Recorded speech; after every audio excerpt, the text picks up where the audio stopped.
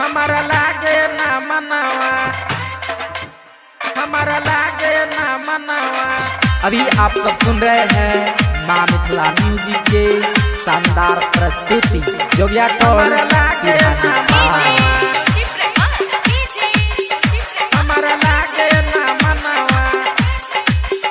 हाँ सैया जी गैले लुधियाना हो हमारा लागे ना मनावा, राजा जी गैले लुधियाना हो हमारा लागे ना मनावा, लागे ना मनवा, हमारा लागे ना मनवा, हमारा लागे ना मनावा, लागे ना मनवा, हमारा लागे ना मनवा, हमारा लागे ना मनावा।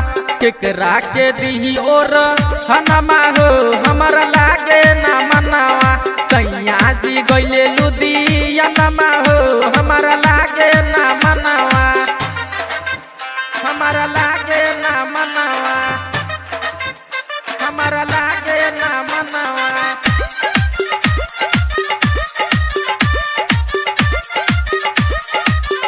हमारा लागे ना मनावा, हमारा लागे ना मनावा।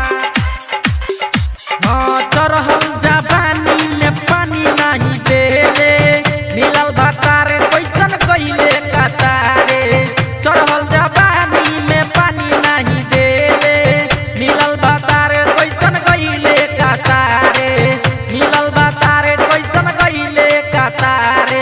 रोएला बिंदिया चूड़ी कंगना हो हमारा लागे ना मनावा, सैया जी गैले लुधियाना हो हमारा लागे ना मनावा, हमारा लागे ना मनावा, हमारा लागे ना मनावा।